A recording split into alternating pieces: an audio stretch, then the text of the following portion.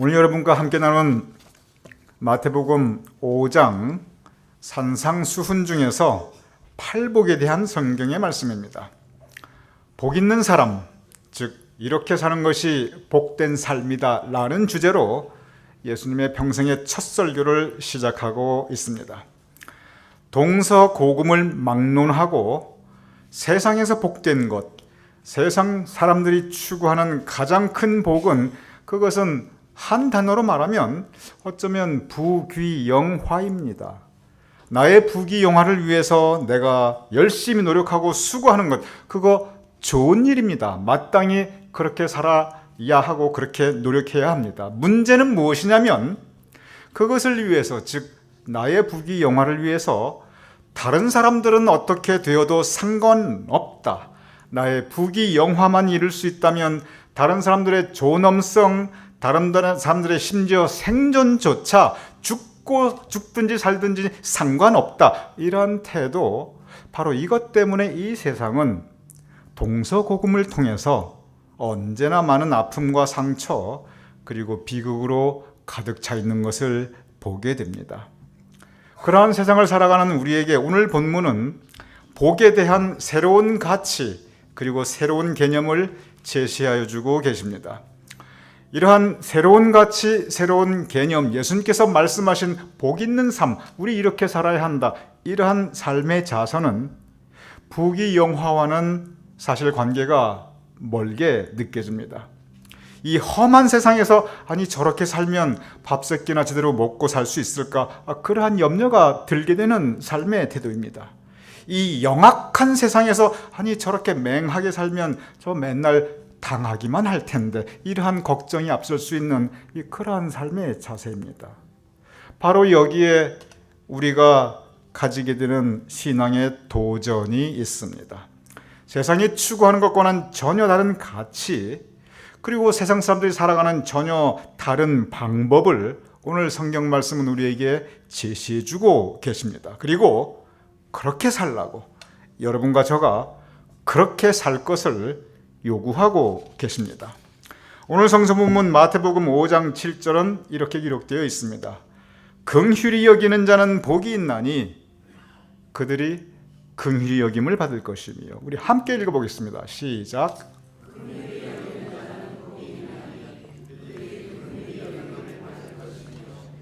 긍휼히 여긴다.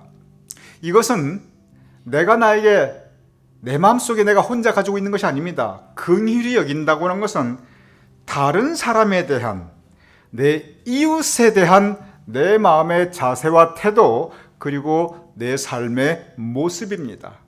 다른 사람과 내가 어떻게 관계를 가지고, 그리고 그 다른 사람에 대한 내 마음의 자세를 어떻게 가지고, 그리고 내가 어떻게 대해주는가. 바로 내 생각과 내 말과 내 행실의 차원인데, 이것이 바로 내 이웃을 긍휼히 여기고 그 관계를 이어가고 그렇게 살라는 것입니다. 먼저 단어의 의미를 한번 생각해 보도록 하겠습니다. 긍휼히 여기라 하였는데, 너의 이웃을 긍휼히 여기라 하였는데, 그러면 긍휼은 무슨 뜻입니까? 여기에 이 긍자가 불쌍히 여길 긍자입니다. 이 휼자가 역시 불쌍히 여길 휼자입니다. 똑같습니다. 그래서 긍휼이란 말은 불쌍히 여긴다라는 이 단어가 두 번 반복된 것이 그것이 긍휼입니다. 즉 긍휼히 여기는 자는 남을 불쌍히 여기는 사람입니다. 한자로 좀 더 유식하게 말하면 그렇습니다. 측은지심입니다. 그러면은 어떠한 사람, 어떠한 이웃을 긍휼히 여기는가? 바로 여기에 오늘 여러분과 저의 그 묵상의 주제가 있습니다. 우리가 모든 사람들을 다 긍휼히 여길 필요 없습니다. 분명히 우리가 긍휼히 여겨야 되는 우리의 이웃들이 있습니다. 성서는 어떤 이웃에 대해서, 우리 주변에 어떤 사람들에 대해서 이 긍휼히 여기는 마음, 불쌍히 여기는 마음, 측은지심을 가져야 할 것인가? 분명한 가르침을 우리에게 주고 있습니다. 맨 먼저 성서는 우리가 우리 주변에 고통받고 있는 이웃에 대해서 긍휼, 불쌍히 여기는 마음을 가질 것을 가르치고 있습니다. 로마서 12장 5절은 즐거워하는 자들과 함께 즐거워하고 그 다음에 우는 자들과 함께 울라라고 우리에게 가르치고 있습니다. 우는 자들과 함께 울라. 얼마나 고통스러우면 울고 있겠습니까? 얼마나 아프면 울고 있겠습니까? 얼마나 대책이 없으면, 내가 고통스럽고 내가 아픈데 할 수 있는 대책이 없으니까 내가 할 수 있는 것은 주저앉아서 울고 있는 것밖에 없는 것입니다. 여기에 우는 자들, 그들은 고통받고 아파하는 사람들입니다. 그러한 사람들과 함께 같이 주저앉아서 같이 울어주라는 것입니다. 삶의 고통, 우리의 마음에 눈물 맺히게 하는 것, 여러 가지가 있습니다. 경제적인 고통은 우리 마음에 울게 하는 그러한 아픔을 가져다 줍니다. 건강에 고통이 있을 때 우리의 마음 또한 같이 고통스럽고 아파집니다. 이러한 저런 마음의 상처는 우리로 하여금 울게 합니다. 고통받으면 사람은 외롭게 느껴집니다. 고통받으면 약해집니다. 그리고 고통받는 마음은 그 심령에 낙심이 오고 그리고 시험 들게 되어 있습니다. 그래서 이 고통은 여러 가지 모습으로 우리에게 다가오는데, 그것이 경제적인 고통이든지, 그것이 건강의 문제든지, 그것이 가정의 문제든지, 그것이 마음의 그냥 상처이든지, 삶의 실패든지, 사업의 어려움이든지, 그 이유가 무엇이 되었든 간에 이렇게 고통받고 있는 그 아픔으로 우리가 울고 있을 때가 있다는 것입니다. 그러한 이웃들 긍휼히 여기고 불쌍히 여기고 그리고 우는 자들과 함께 울라, 함께 있어주라는 것입니다. 여기에 이 휼자가 참 재미있습니다. 이 휼자가 불쌍히 여길 휼인데, 이 휼자가 어떻게 구성이 되어 있냐면은 마음심변에 피혈자가 함께 붙어 있는 겁니다. 즉 이 휼자가 불쌍히 여길 휼인데, 한자의 깊이들은 무슨 뜻이냐면 그 마음에, 마음심변, 그 마음에 피가 나도록 같이 아파하는 그 마음이 불쌍히 여기는 혈입니다. 여러분, 자식의 고통을 부모가 바라볼 때 그 부모 마음에 피가 납니다. 정말 아파하고 고통받고 있는 그 자식이 볼 때 그 자식의 부모 마음에 피가 나도록 함께 아파하면서 그렇게 불쌍히 여기는 것, 그것이 바로 불쌍히 여길 휼, 이 긍휼입니다. 다른 사람의 고통에 대해서 많은 경우 우리는 무관심합니다. 내 일이 아니기 때문에 그렇습니다. 어떤 경우는 판단합니다. 아유, 그렇게 살았으니까 저렇게 당했지. 그래서 그랬지. 판단하고 가뜩이나 아파하고 있는데 그 위에 소금까지 뿌려줍니다. 여러분, 내 마음에 피가 나도록 같이 불쌍히 여기는 그 긍휼의 마음, 우는 자들과 함께 울라. 성서는 우리에게 아파하고 고통받고 있는 사람에게 우리가 함께 그 마음을 나눌 것을 분명히 가르치고 있습니다. 지금 한국 분들 정말 참 잘 사는 것 같습니다. 물론 거기도 이제 부익부 빈익빈 현상이 있으니까 뭐 다 잘 사는 것 같지는 않겠죠. 하지만 전반적인 사회 분위기를 보면 참 많이 달라진 것 같습니다. 한국 분들이요, 우리 미국 사람들 향해서 미국 거지라는 말을 합니다. 근데 이 미국 거지라는 말을 들을 때 미국에 사는 우리는 깊이 공감하고 실감이 갑니다. 한국 분들은 농담인데 우리는 그게 마음에 와닿아요. 그런데 제가 미국 온 지가 이제 거의 30년이 다가갑니다. 여러분들은 저보다도 훨씬 더 먼저 오신 분들이 많이 계십니다.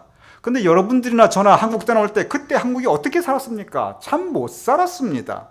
지난 100년의 역사를 돌아볼 때 한국의 구한말을 한번 생각해 보세요. 강대국에 시달리고 일본한테 얻어맞고 청나라한테 얻어맞고 러시아한테 얻어맞고 일국의 임금이 외국의 한낱 대신에게 쩔쩔매고, 그게 구한말의 상황이었습니다.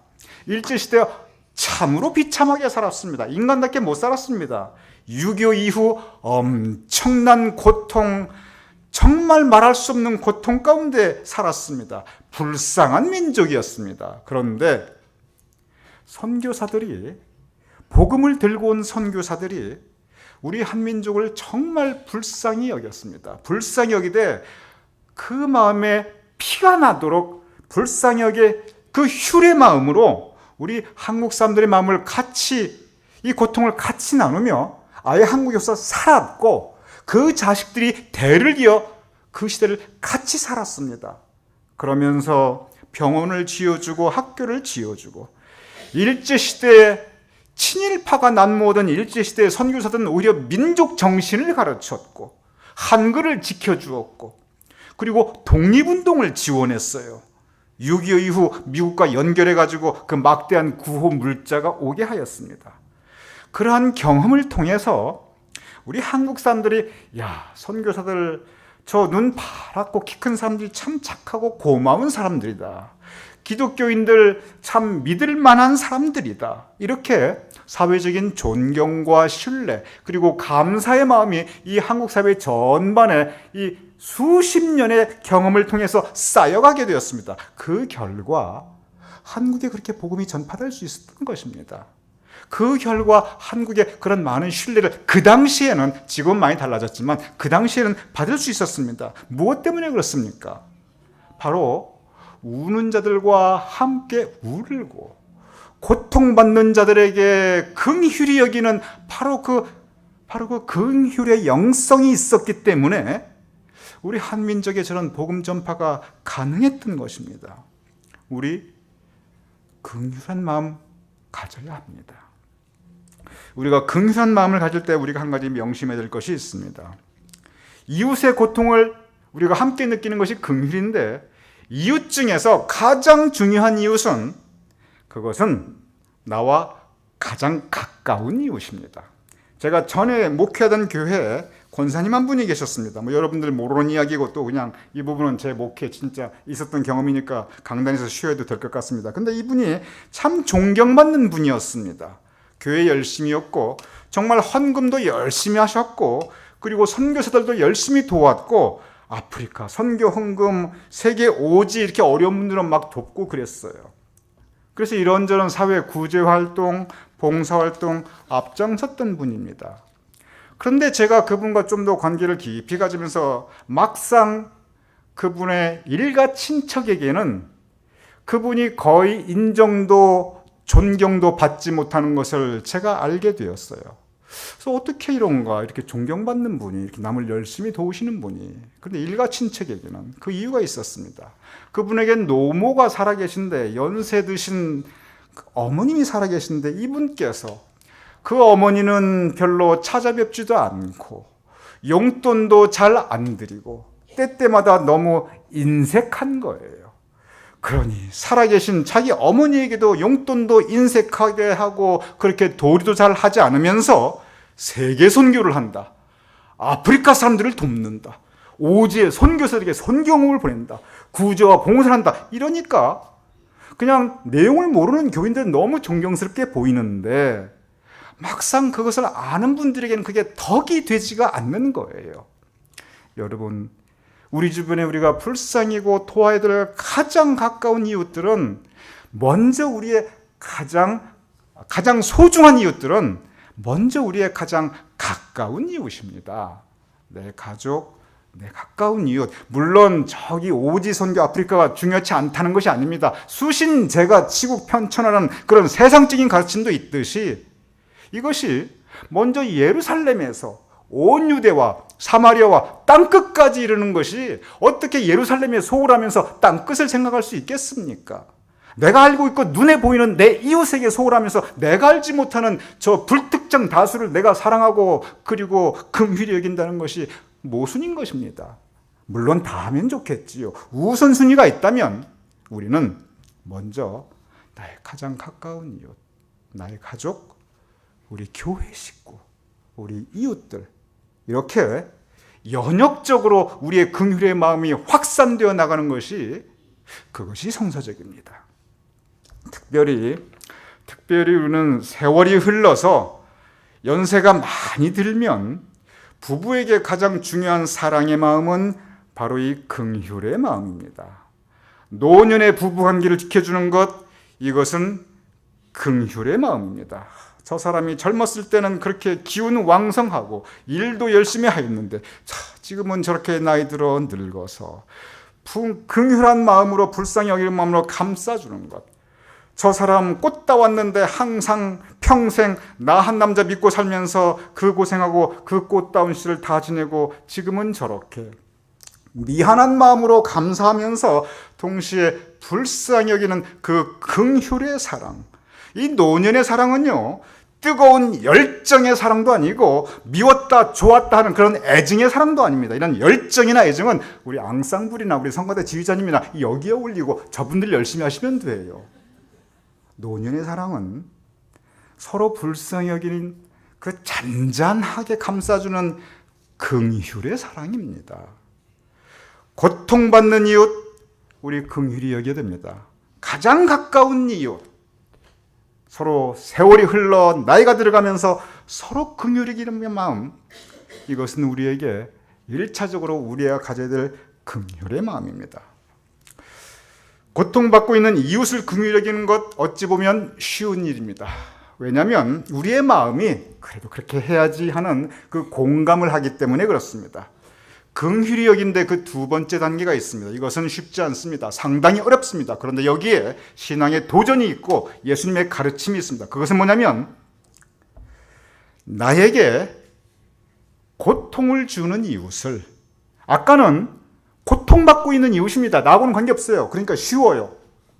두 번째는 뭐냐면 성서의 가르침은 나에게 고통을 주는, 나를 고통스럽게 하는, 나에게 아픔을 주고 나에게 상처를 주고 우는 자들과 함께 올라가 있는데 이제는 내가 우는 사람이 되어버린 거예요. 나를 울게 하는 바로 그 이웃을 긍휼히 여기라는 것입니다.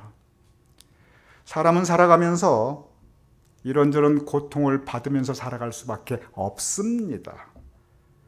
여러분 가운데 최 목사, 나는 고통 한번 겪어본 적도 없고 속상해 본 적도 없고, 여러분 그렇게 말씀하시는 분이 누가 계시겠습니까? 이런저런 이유로 우리는 살아가면서 나를 핍박하고 괴롭히는 사람을 만나게 됩니다. 나를 해하려고 하는 악의를 가진 사람을 우리는 만나게 됩니다. 그러면서 적대적인 관계가 형성이 됩니다. 이것은 피할 수 없는 우리 인간관계의 현실입니다. 사랑과 우정, 우리 삶을 풍성하게 합니다. 우리를 하여금 기쁘고 행복하게 합니다. 우리를 하여금 외롭지 않게 하게 합니다. 그런데 여러분 생각해 보시기 바랍니다. 어떻게 모든 인간관계가 다 그렇게 좋을 수만 있겠습니까? 어떻게 내가 관계하고 있는 그 모든 사람과의 인간관계가 모두 사랑으로 가득 차 있고 우정으로 가득 차 있고 불변하는 의리를 지켜나가고 어떻게 이렇게 모든 인간관계가 다 좋을 수만 있겠습니까? 그 중에 나에게 고통을 주는 관계는 분명히 있게 됩니다. 특별히 좋았다가 나빠지는 관계는 한없이 큰 아픔과 상처를 예외 없이 우리에게 주게 됩니다.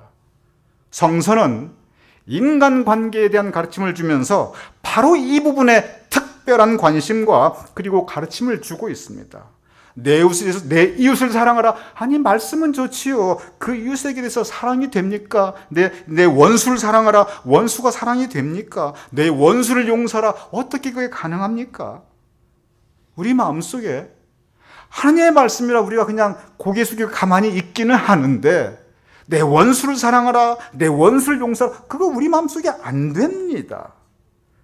우리 마음속에 우리에게 고통을 주는 그 원수 같은 사람들에게 대한 우리 마음속에 1차적인 반응들이 있습니다. 그것은 맨 먼저 분노로 나타납니다. 화가 납니다. 그리고 미움이 찾아들게 됩니다. 분노와 미움, 거기서 그치지 않습니다. 적개심이 일어납니다. 그리고 복수하고 싶습니다. 마음에 있는 것이 말로 나타납니다. 그래서 욕된 말을 하게 됩니다. 가시돋친 말을 하게 됩니다. 그리고 그것이 행동으로 나타나게 됩니다. 내가 당한 만큼 내가 해주겠다. 이것이 마음에서 말로, 행동으로 점점점 그 영역을 확대하게 됩니다. 성경에 보면 선한 것이 점점 성장하는 가르침을 주고 있습니다. 그 겨자씨의 비유는 그래서 작은 그 겨자씨 같은 믿음이, 그 작은 겨자씨 같은 사랑이, 그 작은 겨자씨 같은 은혜가 점점점 커져나가고 성장하는 것을 우리에게 가르치고 있습니다. 그런데 믿음과 사랑과 은혜의 분량도 그렇게 점점 더 성장하는데, 그런데 악한 것도 그렇게 점점 더 커지고 성장할 수 있다는 것입니다. 분노도 점점 더 커지고 성장하고, 미움과 적개심도 점점 더 커지고 성장하고, 내 마음의 복수심도 점점 더 커지고 성장할 수 있다는 것입니다. 그런데 여러분 가만히 생각해 보시기 바랍니다. 그러한 것들 내 마음속에 가득히 품고, 그것들이 내 마음속에 가득히 품어가지고 마음이 견디지 못해서 말로 나오고, 말로 안 되니까 행동으로 나타나고, 여러분 그것이 여러분의 인생에 도움이 된다고 생각하십니까? 그것이 여러분의 인생에 그것이 과연 여러분에게 도움이 된다고 생각하십니까? 속은 잠깐 시원할지 모르죠. 잠깐입니다. 놓아야 됩니다. 용서와 사랑, 우리 잘 안 됩니다. 믿음 가지고 원수가 용서가 됩니까? 원수가 사랑이 됩니까? 잘 안 됩니다. 다른 방법이 있습니다. 불쌍히 여기면 됩니다. 그 사람을 위해서가 아닙니다. 나를 위해서입니다. 오히려 그런 사람을 차라리 불쌍히 긍휼히 여기고, 오히려 그 사람에 대해서 사랑하지 못한다 할지라도, 용서하지 못한다 할지라도 측은지심, 아유 저 인생 왜 저렇게 못 사는가, 저 인생은 왜 아직까지 저거밖에 못 되는가, 우선 내가 교만한 것이 아니라 그런 측은지심, 불쌍히 여기는 긍휼의 마음을 나에게 고통을 주는 사람을 향해서 가질 것은 성서는 1차적으로 말하고 있습니다. 우리가 흔히 그런 생각을 하게 됩니다. 내가 저 사람 버릇을 고쳐놓겠다. 저 사람을 위해서 내가 저 사람 잘못된 건 내가 바로 잡아주겠다. 여러분, 그 사람 안 바로 잡혀집니다. 내 뜻대로 내 마음대로 사람이 이렇게 쉽게 변하면요, 이 세상이 너무 쉬워요. 근데 그 사람도 내가 그렇게 그 사람 입맛에 맞게 내가 변하기를 바라거든요. 나는 변합니까? 서로 안 변해요. 뭐가 변합니까? 좋았던 마음만 변합니다. 좋았던 관계만 깨져나갑니다. 그러니 어차피 고쳐지지 않을 것, 어차피 내가 그 사람 인생 책임질 것도 아닌데 내 마음만 더 상하고 내 마음만 더 강팍해지는데, 그러면서 이 주변에 있는 사람들만 점점점 힘들어지고 이 공동체만 점점점 어려워지는 것입니다. 베드로전서 3장 9절은 이렇게 우리에게 가르침을 주고 있습니다. 마지막으로 말하노니, 베드로가, 예수님의 수제자인 베드로가 마지막으로 말하니 이렇게 하고 있어요. 여러분, 마지막으로 말하는 이거 유언이에요. 그렇죠? 마지막으로 말하는 거 이거 유언이 그때 마지막으로 하는 거죠. 근데 베드로가 내가 마지막으로 말하노니, 그래서 무슨 말씀하는지 알아요? 들어보세요. 너희가 다 마음을 같이하여 동정하며, 동정이 무슨 뜻입니까? 서로 불쌍히 여기며 형제를 사랑하며, 근데 이게 잘 안 돼요. 그 다음 말씀 들어보세요. 형제를 사랑하며 불쌍히 여기며, 불쌍히 여긴다는 말이 또 나왔어요. 그리고 겸손하며, 근데 이제 그 다음부터는 아주 노골적으로 얘기합니다. 베드로가 아주 노골적으로 하는 말씀을 들어보세요. 너희가 마음을 같이하고 동정하며 형제를 사랑하며 불쌍히 여기며 겸손하며, 이 성경 말씀 제가 그대로 읽은 건데 여기까지는 점잖아요. 근데 보다 참다 못한 베드로가 이 말을 노골적으로 합니다. 악을 악으로, 욕을 욕으로 갚지 말라, 이 얘기를 해요. 나한테 악하겠다고 같이 악하게 대하지 말고, 나한테 욕했다고 서로 욕하지 말라. 이를 위하여 너희가 부르심을 받았나니. 이를 위하여 너희가 부르심을 받았나니. 나에게 악하게 하는 사람, 나를 욕하는 사람 오히려 동정하고 오히려 불쌍히 여기고 긍휼히 여기라는 것입니다. 그리고 그것을 위하여 너희가 부르심을 받았으니. 야, 베드로가 그 교인들이 얼마나 속썩였으면 이런 말을 했을까 싶어요. 참, 그러니 여기서 보면 동정하며 불쌍히 여기고, 그리고 서로 겸손하고, 악을 악으로 갚지 말라, 욕을 욕으로 갚지 말라, 서로 긍휼히 여겨라. 예수님의 일생 바로 이러한 삶이었습니다. 예수님은 끊임없이 고통받았습니다. 핍박받았습니다. 마지막으로 죽음까지 몰고 갔습니다. 누가?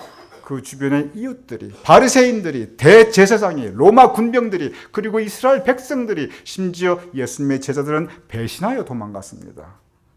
그런데 누가복음 23장 34절에 보면 그러한 사람들에 대해서 예수님을 핍박하고 예수님에게 아픔과 상처를 주고 그 변덕스러운 마음으로 예수님을 배신했던 그 사람들에 대해서 예수님께서 딱 한마디 합니다.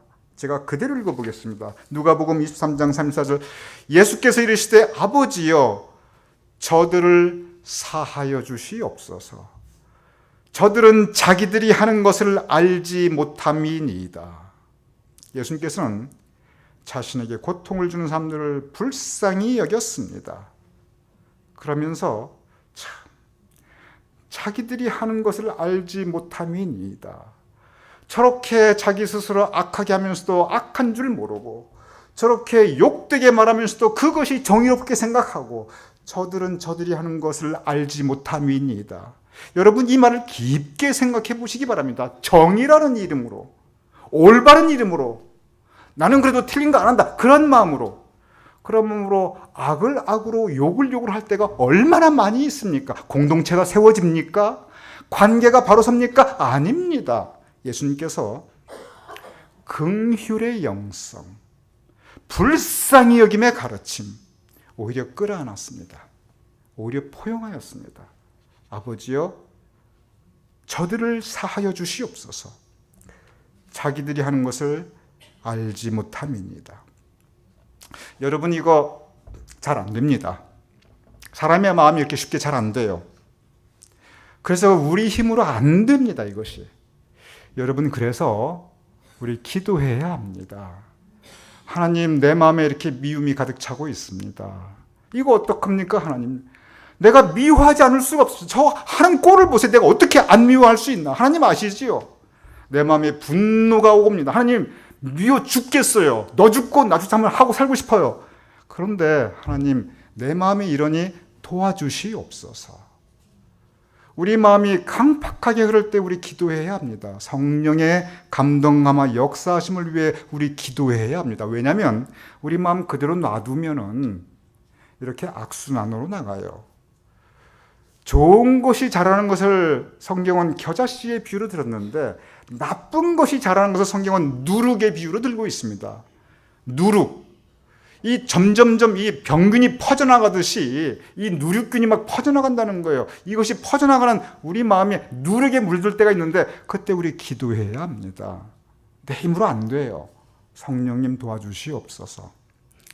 내 마음을 다스려 주시옵소서.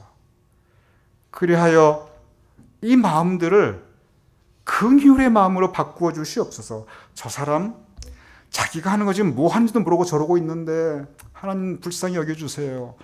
제 마음에 그 측은지심 긍휼히 여기는 마음을 가질 수 있게 해주세요. 내 마음에 이렇게 누룩 같은 이 미움과 분노가 싹터가는데 주여 불쌍히 여길 수 있는 마음을 주시옵소서. 우리 기도해야 합니다.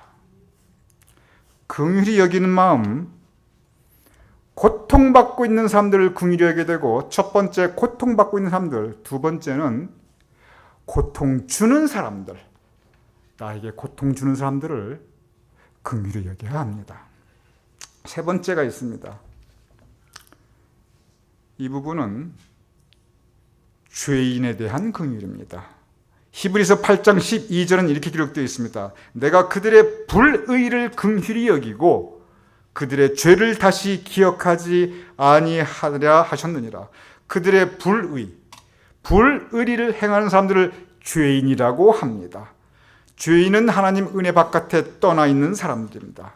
죄의는, 이 불의는, 이 죄인들은 이 올바르게 살지 않고 죄를 짓는 그러한 사람들입니다.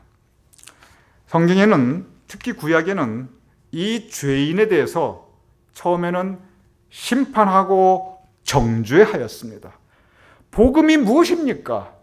심판과 정죄 아래에 있는 이 죄인들을 예수님께서는 불쌍히 여기셨습니다. 그들에게 긍휼을 베푸셨습니다. 그들의 죄를 위해서 예수님께서 십자가에 못 박혀 돌아가셨습니다. 예수님의 대속의 은혜는 바로 이 불쌍히 여기는 긍휼의 은혜입니다. 내가 그들의 불의를 긍휼히 여기고 그들의 죄를 다시 기억하지 아니하리라.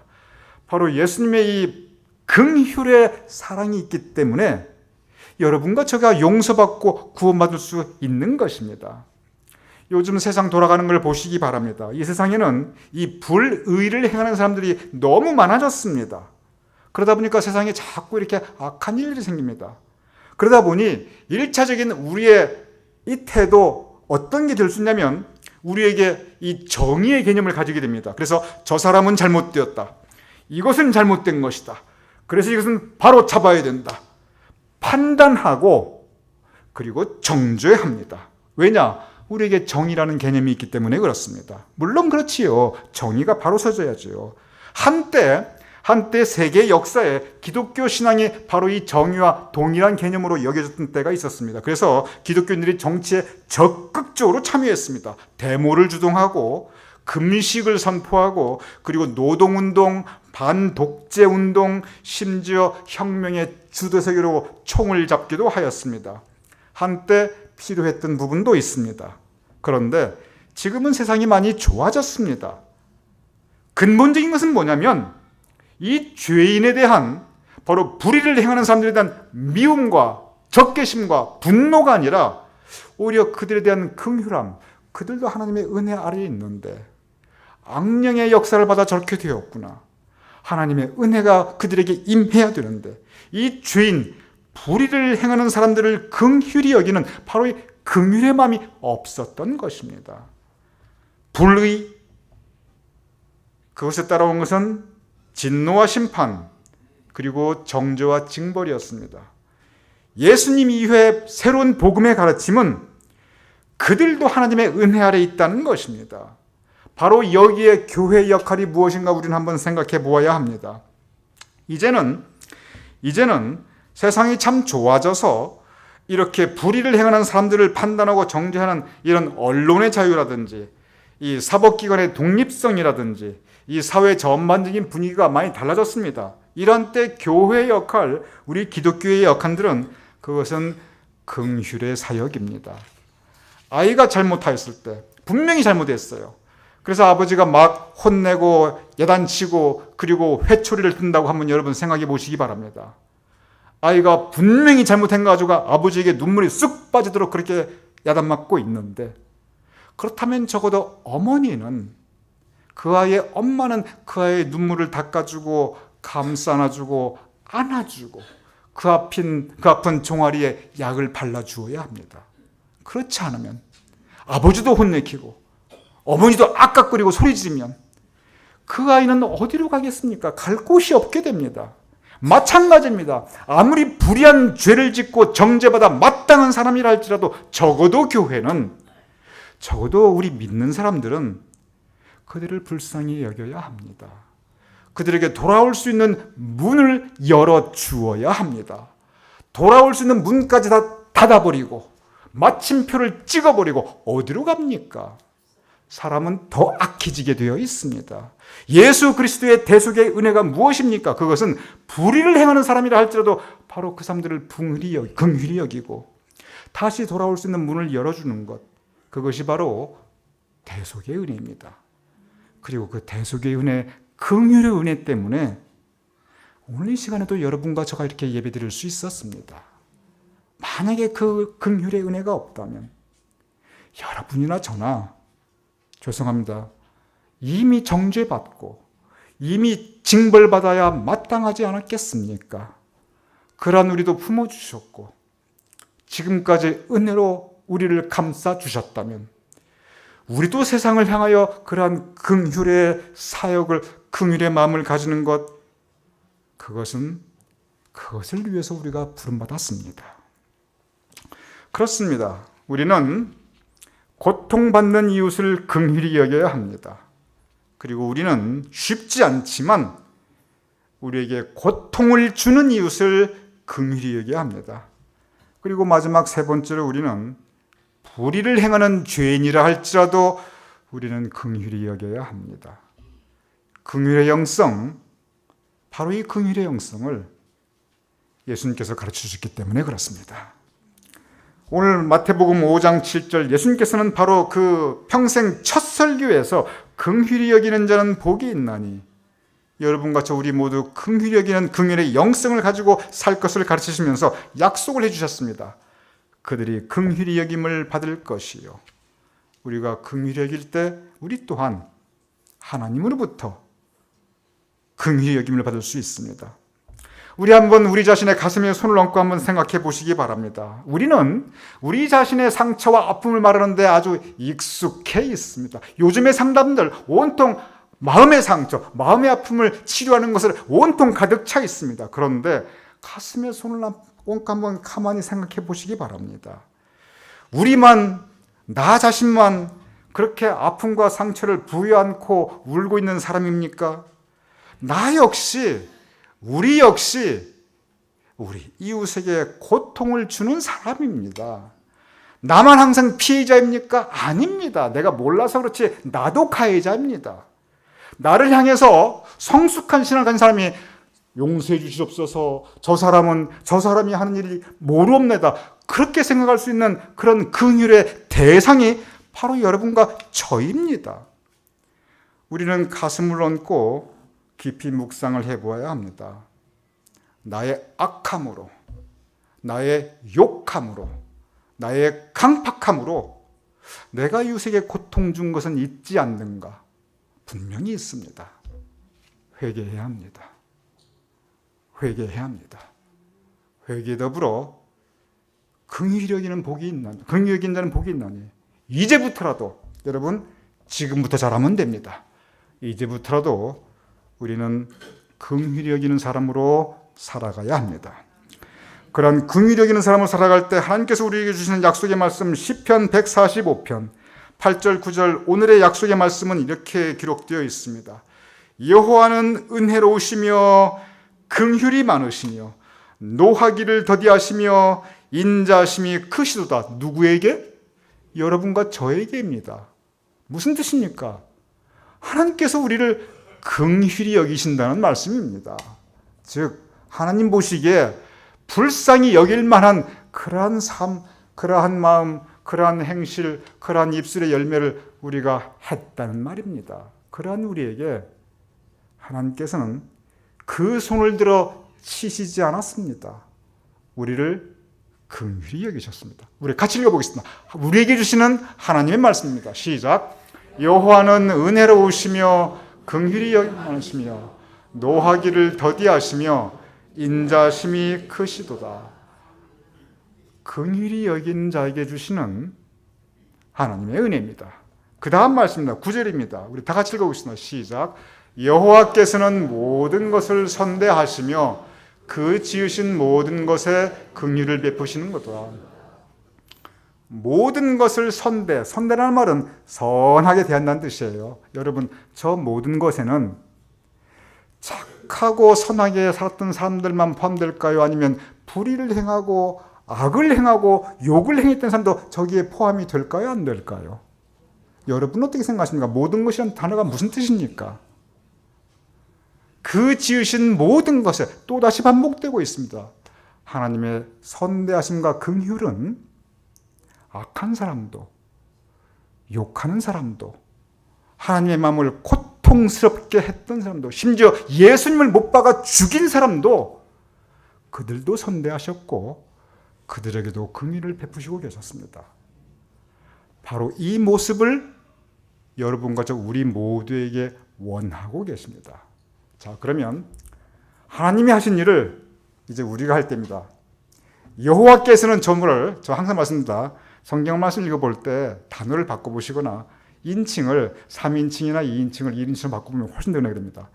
여호와께서는 저렇게 하지 마시고 나는 그렇게 합니다. 제가 먼저 그 뜻을 설명해서, 나는 내 주변의 모든 사람들을 선대하며 선하게 대하며, 양심이 좀 간질간질하시지요? 그래도 하셔야 됩니다. 우리가 그늘 받았기 때문에 나는 하나님께서 지으신 모든 사람들에게, 그 모든 사람들은 고통받고 있는 사람도 포함되고 나에게 고통을 주는 사람도 포함이 되고 불의하는 사람도 포함됩니다. 나는 모든 사람들에게 긍휼을 베푸는도다. 여러분 좀 자신 없지요? 그래도 입으로 시인하고 고백하면 하나님께서 받아주시고 우리가 될 수 있어요. 행실로 못하면 말로라도 자꾸 하다 보면 조금씩 나아져요.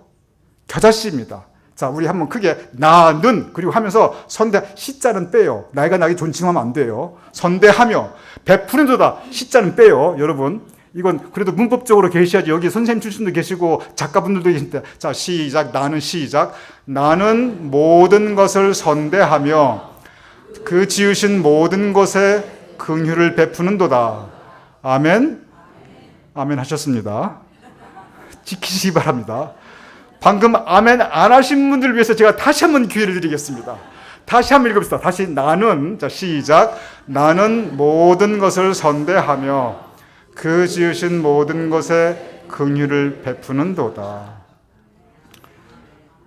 긍휼을 여기는 자는 복이 있나니 그들이 긍휼히 여김을 받을 것이며. 이 말씀이 여러분과 우리 모두에게 우리 공동체의 풍성이 말 것을 주님의 이름으로 축원합니다.